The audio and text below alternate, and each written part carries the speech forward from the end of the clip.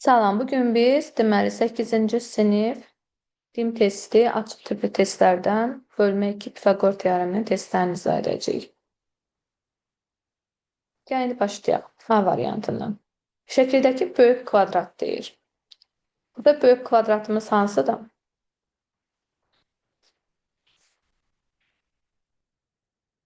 Ən böyük kvadrat hansı görünür?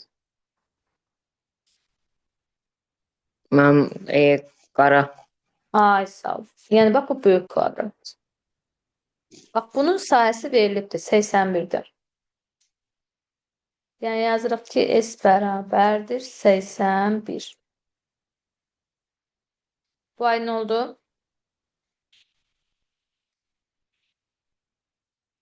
İndi kvadratın sayəsi nəyə bərabərdir? Yaxşı.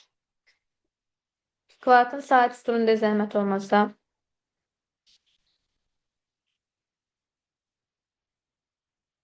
Səmra, eşidirsən məni?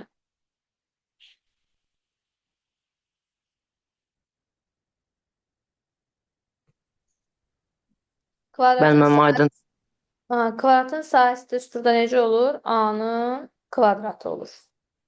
Bəli. Düzdürmü? İndi A-nın kvadratıdırsa biz necə yazacağıq? A vurulsun mu? Bəli, A vurulsun A. Yəni bu bizdə bərabərdir 81-ə. Onda tərəf neçə olacaq? 9. A isə. Deməli, tərəfi tapdıq 9. Deməli, buralara yazıram 9. Kvadratda da bilsən ki, bütün tərəflər nədir? Eynidir. 9. Düzdürmü ağır? İndi. Bu getdi. İndi başqa bir şərt. Bu məsəl üçün böyük kvadrat idi. Bizim əlavə 2 dənə də kvadratlarımız var. Çünki çox kvadrat var burada. 3 dənə kvadrat var. Bunun məsəl üçün tərəfinə B götürsəm, bütün tərəflər də nə olacaq? B olacaq. Bunun tərəfinə məsəl üçün tutaq ki, C götürsəm, bütün tərəflər nə olacaq? C olacaq. Düzdürmü? Qaydaya görə. Kvadratın bütün tərəfləri bərabərdir axı. İndi mən burada bu B-in ortadakı görsənmi? Bir dənə düzbucaqlı üçbucaqdır. Bax bu. O düzbucaqlı bir dənə üçbucaqdır. Və düzbucaqlı üçbucağı kənarda göstərək istəyirsən. Bura məsəl üçün 9-dur, bura B-dir, burada C-dir. Düz deyil. Bu düzbucaqlı üçbucağın bizdə Pifaqor teoremi var idi. C-nin kvadratı nəyə bərabər idi? A kvadrat plus B kvadratına. Düzdür? Katetlərin kvadratları cəmi bütün kvadratı verir. İndi bizdə burada C-nin yerinə 9 durur. 9-un kvadratı 81 bərabərdir. B-nin kvadratı plus C-nin kvadratı. Düz deyil? Bəli. Bunu da aldıq. İndi mənə baxıram ki, bu B-nin kvadratı bu kvadratın sahəsidir. C-nin kvadratı da bu kvadratın sahəsidir. Deməli, bu iki dənə kvadratların cəmi bizdə neçə verilibdir? Sahələri cəmi. 81 verilibdir. Amma bu bizdən bütün kvadratların sahələri cəmini istəyir axı. Böyük kvadratın da sahəsini bilirdim axı. 81 idi. Onda bütün kvadratların cəmini istəyirəm. 81 ilə 81-i toplayıram. Yəni bu iki dənə bu kiçik kvadratların sahələr cəmi onsuz da 81 idi. Böyük də 81-dir. İkisini də topluyoruz. Eləyir 162. Aynı oldu. Bəli. Gəldik ki, bizdə bir dənə düzbucaqlı verilibdir. Düzbucaqlıda biz bilirik ki, yalnız qarşı tərəflər bərabərdir. Düz deyil. Bəli, bəli. Bütün tərəflər bərabərdir.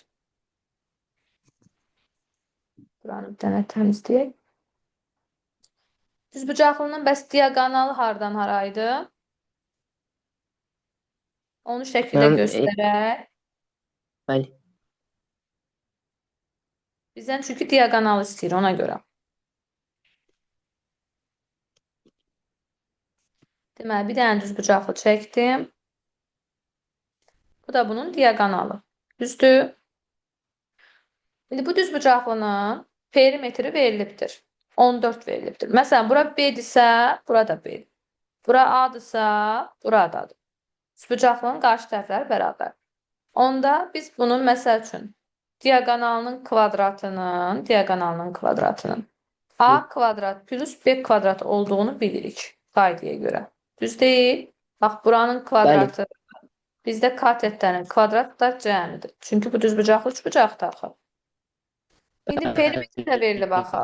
Perimetr də verilib 14. Sən də bilirsən ki, düzbucaqlının perimetri nəyə bərabərdir? 2 vurulsun A üstə gəlsin B-yə. Düz deyil? A uzanacağım B'ye. A isə. A Bəli. tərəf verilib, bax, mərkəzdədir. Hər birində tərəfimizin biri verilib, qeyd olunub, 4-dür. Onda qoyuram yerinə. 2 vurulsun, 4 üstə Bəli. gəlsin B bərabərdir 14-də. Mən buradan uzunluğu tapayım. 14-ü 2-yə bölürəm, 7. 7-dən də 4 çıxıram, 3. Deməli, bunlar 3-dür, Səmra. Bunlar isə 4-dür. Bəli. Onda mən bu diaqonalı tapmağa nə var? Diaqonalı da düsturun bildikdə A kvadrat üstə gəlsin B kvadratı idi. Yəni A'mız neçədir bizdə? 4'tür. 4'ün kvadratı 16. B'miz neçədir? 3'tür. 3'ün kvadratı 9. 16 ilə 9 toplayanda 25. 25'dən də nə çıxır? 5. Deməli, diaqonalımız oldu 5. Boş. Bax, bura olacaq 5. Keçdik digərinə. Yenə də eyni qayda ilə işləyirik. Yenə tərəfimizi qeyd eləyəcəyik, perimetrimizi qeyd eləyəcəyik.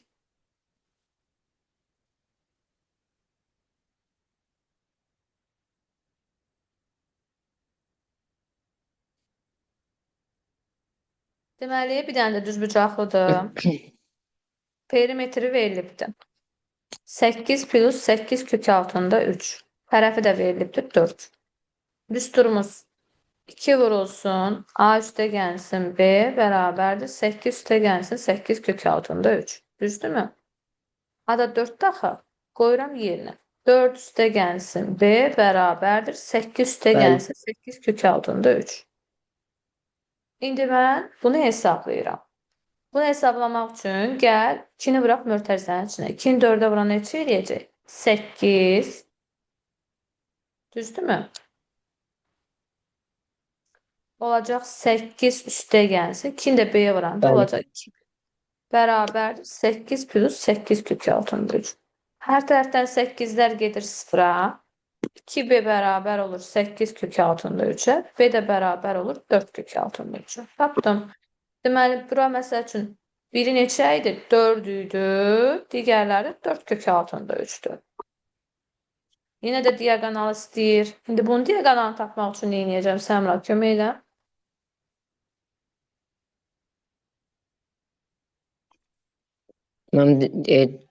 Diaqonalın kvadratı bərabərdir A-nın B-nin kvadratına. Yəni cəmlinin kvadratına. Ha, indi nə yazaq? Yəni diaqonalın kvadratı bərabər olsun. Nə yazaq? A'mız neçə idi? B'miz neçə idi? Tapmışıq.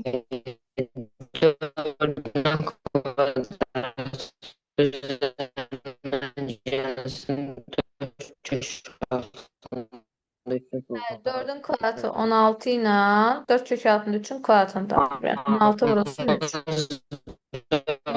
8. Toplayanda neçə eləyir? 64. 64'dən nə çıxır? 8. Deməli, burada da diaqonalımız oldu 8.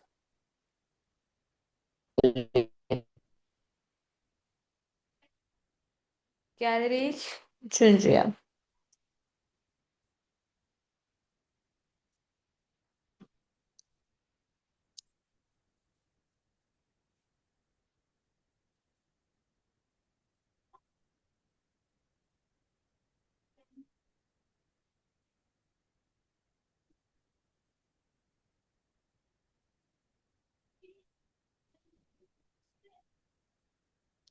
Deməli, 3-cüdə yenə düzbucaqlını çəkirəm.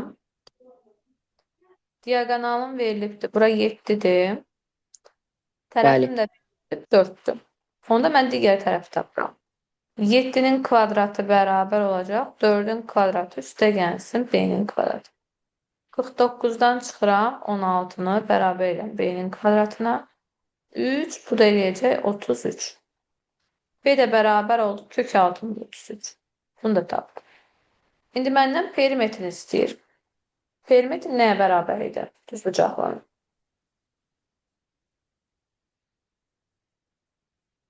2 vurulsun, A üstə gəlsin B idi.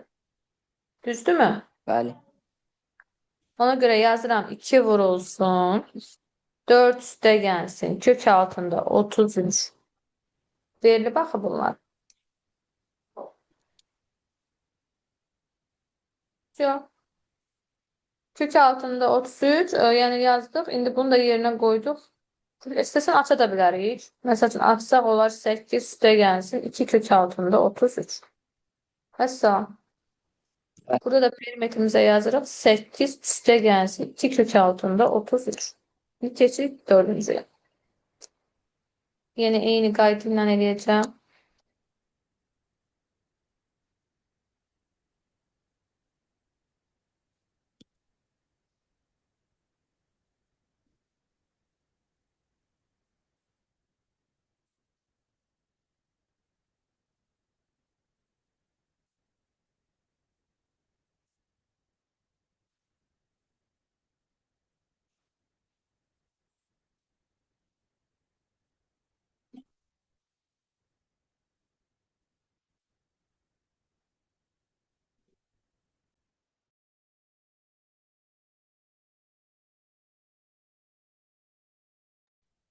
Verilenləri qeyd etdim. Bax, diagonal 6 tərəf 4-dür, düzdürmü? Yenə də 6-nın kvadratından 4-ün kvadratını çıxıram. Yəni 36-dan Bəli. çıxıram. Yəni 16-nın. Qalır 20. 20 də kök altında 20-ni də 4 vurulsun 5 kimi yazsaq, olur ki kök altında 5. Burada oldu 2 kök altında 5. Bunu da tapdıq. İndi məndən nə istəyirdi? Perimetr istəyirdi. Yenə də perimetr düsturunu yazıram. 2 vurulsun A üstə gəlsin 1. Yəni 2 vurulsun Bəli. 4 üstə gəlsin 2 kök altında 5. Başqa cür yazırıq. 8 üstə gəlsin 4 kök altında 5. Burada olacaq 8 üstə gəlsin 4 kök altında 5.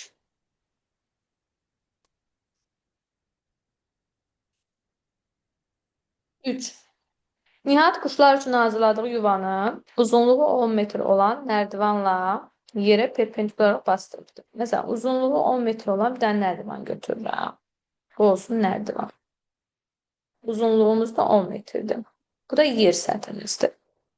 Bunu perpendikular olaraq bastırılmış dirəkdən asmaq istəyirəm. Bu da perpendikular olan dirəyimizdir. Nərdivan aşağı ucu dirəkdən 6 metr məsafədədir. Yəni, bax, bu aşağı ucu bu dirəkdən 6 metr məsafədədir. Bura verilibdir. Onda mən bu hissəni tapa bilərəm. Pifaqor teoremidir. 10-un kvadratından 6-nın kvadratını çıxıram. Yəni, 100-dən çıxıram 36-nı. 64. 64 də nəyin kvadratıdır? 8-in. Deməli, burada oldu 8 metr. Dirəyə sökələn ucu yerdən hansı məsafədə oldu? 8 metr məsafədə oldu. Cavab olacaq 8 metr. Gəldik 4-ə. Tərəfləri 6 sm və 12 sm olan ABCD düzbucaqlısı verilibdir. N, K, Y orta nöqtələrdir. Deməli, bax, bu bizdə kiçik tərəfdir, N-idir. Bura 6 sm götürürəm. Bu da uzunluqdur, böyük tərəfdir. Buranı da 12 sm götürürəm. Bu da orta nöqtələri olduğu üçün 6-nın yarısı 3 edir. 3, 3 götürürəm. 12-nin yarısı neçə edir? 6, 6 edir. 6, 6 götürürəm. İndi məndən M, N, K, Y düzbucaqlısının perimetrini istəyir. Yəni, ortadakının perimetrini istəyir. Bura 3, bura 6. Mən əvvəlcə M-ni tapmalıyım. Düzbucaqlı üçbucağa görə. Çünki bu bir dənə düzbucaqlı üçbucaq yaradır. Pifaqor teoreminə görə.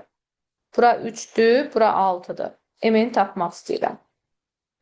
M-ni tapmaq üçün yazıram M-nin kvadratı bərabərdir. 3-ün kvadratı üstə gəlsin 6-nın kvadratı. Yəni 6 dəfə 6, 36 üstə gəlsin 9. 39, 45 eləyəcək. 45-də kök altına salıram. M-in kök altında 45'dir. 45 də 5 vurulsun 9 kimi yazanda 3 kök altında 5 eləyir. Deməli, bura 3 kök altında 5'dir. Burada 3 kök altında 5'dir. Burada 3 kök altında 5'dir. Burada 3 kök altında 5'dir. Dörtbucaqlının da perimetri görürük ki, kvadratdır. Hamısı bərabər oldu. Romba da oxşuyur. Deməli, onda 3 kök altında 5'i vururam nəyə? 4'ə.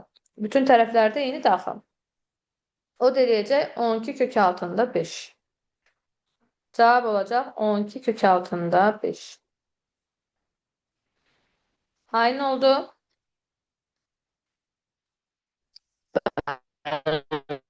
Keçdik 5'ə. Tərəfi 4 sm olan ABCD kvadratı 16 bərabər kvadratlara bölünübdür. 16 dənə bərabər kvadrata bölünübsə, onda belə çıxır ki, burada 1 santimetrdir. Burada. Çünki bunun tərəfi 4 santimetrdir. Bunun da tərəfi 4 santimetrdir. Sahə 16-dır. 16 dənə bərabər kvadrata bölünüb. Deməli, bunlar 1 santimetrdir. Bunları qeyd elədim. Hər birini 1 qeyd elədim. İndi mənə deyir ki, A7 üçbucağın kiçik tərəfinin uzunluğunu tapın. Yəni, bu gördüyün ortadakı üçbucaqdan danışır. Bax, bunun kiçik tərəfinin uzunluğunu tapmaq.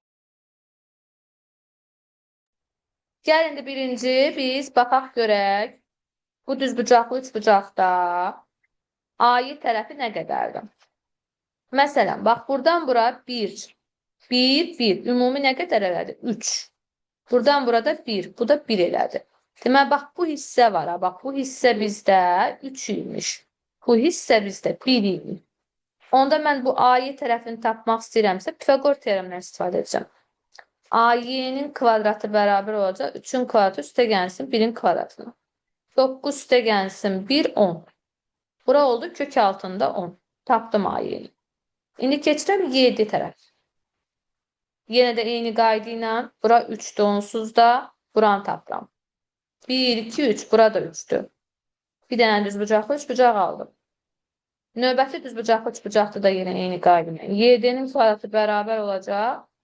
3'ün kvadratı üstə gəlsin 3'ün kvadratı. Yəni 9 üstə gəlsin 9 eləcək 18. 7 də bərabər olacaq kök altında 18'ə. Burada oldu kök altında 18. Bunu da tapdım. Məndən deyirdi ki, A7 üçbucağın kiçik tərəfin uzunluğunu tap. Bunun məsələn tərəfi AY olacaq. Çünki bura kök altında 10'dur.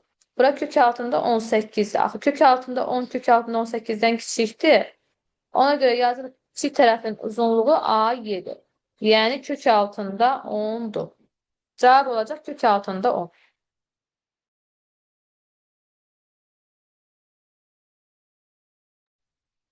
Gəldik altına. Düzbucaqlı üçbucağın deyir ki, elementlərin qiymətlərinə əsasən cədvəli tamamlayır. Yəni, ayrı-ayrıqda hər birini hesablamalıyıq, tapmalıyıq. Gəl baxaq. Bax, düzbucaqlı üçbucaqda, məsələn, bax, bu verilibdir. Alfa verilibdir. Bax, bura 30 dərəcə verilibdir. Bura 30 dərəcədirsə, onsuz da bilirik ki, bura düzbucaq olduğu üçün 90 dərəcədir. Bura 30, bura 90, onda bettanı tapa bilərəm də. Bettanı tapmaq üçün 180-dan 90-la 30'un cəmi, yəni 120 çıxaram, eləyər 60 dərəcə. Bura oldu 60 dərəcə. Bettanı tapdım. İndi tərəfə baxıram. Məsələn, 30 dərəcəli bucaq qarşısındakı katet həmişə hipotenuzun yarısına bərabər olur. Çünki hipotenuzumuz bax 12 verilibdir. C görsən 12 verilibdir. Onda A-nı tapmaq istəyirəmsə 12'nin yarısı götürürəm. Yəni 6 götürürəm. A-nı da tapdım 6. Bizdən digər kateti B-ni istəyir. B-ni istəyirsə S kvadratından A kvadratını çıxırıq ki, B-nin kvadratını tapaq. Yəni 12'nin kvadratı 144'dən çıxıram 6'ın kvadratı 36'nı. 4 burada qalır deməli. 8, 108. 108'i də kök altına salıram. 108 də kök altına salsaq neçə alırıq? Təqribən 6 kök altında 3 alırıq. Yəni 36 vurulsun 3 kimi yazılır. 6 kök altında 3. Deməli bu da oldu 6 kök altında 3. Birinci sıranı doldurduk. Keçirəm ikinci sıraya.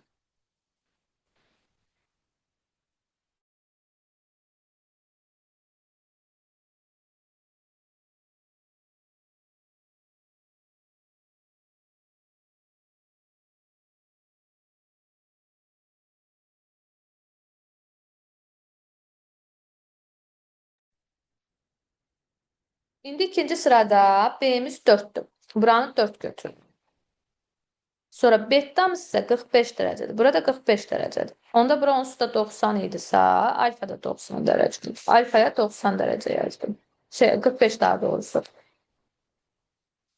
Alfaya da yazdım 45 dərəcə. 45, 45, 90. Hər birini qeyd elədim. İndi başqa hansı tərəf verilib? B tərəfi verilmişdir, 4 verilmişdir. Bizə dedi ki, bərabər yanlış bucaqda axı bu, bax. 45 dərəcə, 45 dərəcə. Bura 45 oturacaq ki, bucaqlar bərabərsə, tərəflər də bərabər olmalıdır. Ona görə A-mız da 4 olacaq. Buranı da 4 götürəcəm.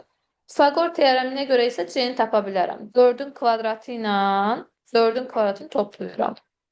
Yəni 16 ilə 16-nı toplayıram. O deyir 32. Bunu da kök altına salsaq 32-nin 4 vurulsun 8 kimi göstərsək 4-dən 2 çıxacaq və yaxud da 16 vurulsun 2 kimi göstərmək olar. 4 kök altında 2 ola bilər. C-yə də oldu 4 kök altında 2.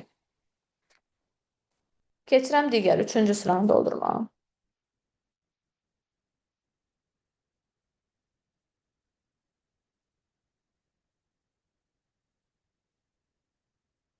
Üçüncü sırada indi bettamız 30 dərəcə verir. Bura 30 dərəcə yazıram.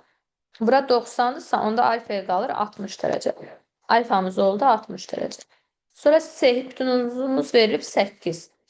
Bizə dedik ki 30 dərəcə bucaq qarşısındakı katet, yəni bu B 30-un qarşısına dayanır. Hipotenuzun yarısına verir. Yəni 8-in yarısına 4. Onda B də oldu 4. A tapmaq üçün nə edəcəm? C-nin kvadratından B-nin kvadratını çıxacağam. Yəni 64-dən 4-ün kvadratı 16-nı çıxacağam. Deməli 64-dən də çıxsaq 16-nı eləyəcək bizdə 48. 48 ilə 16 vurulsun 3 kimi yazsaq 4 kök altında 3. Deməli bu tərəfimiz də oldu 4 kök altında 3. Keçirik indi 7-yə. 7-də Euler Venn diaqramı veribdir. Üçbucağın tərəfləri olan ədədlər qrupuna uyğun rəqəmləri qeyd etməliyik. Bərabər üçbucaq bilirik ki, yan tərəfləri bərabər olur. Məsələn, burada yan tərəfləri bərabər olan 1, 3, 5 də var. Yəni, bərabər üçbucağa B variantına 1, 3, 5-i qoya bilərəm ancaq. Düzbucaqlı üçbucaqda isə, indi baxaq görək, bunlardan həm bərabər yanlı düzbucaqlı üçbucaq da ola bilər də. Məsələn, birincini gəl yoxlayaq. Birincini, məsələn, 4-ün kvadratı ilə 4-ün kvadratını toplayacaq. 16 üstə gəlsin 16, eləyir 32. 32-ni də 16 vurulsun 2 kimi yazar, 4 kök altındakini alırım. Aha. Deməli, bu həm bərabər yanlıdır, həm də düzbucaqlı üçbucaqdır. Axı, düzbucaqlı üçbucaqda hipotenuzun kvadratı bərabərdir, katetlərin kvadratları cəmlə.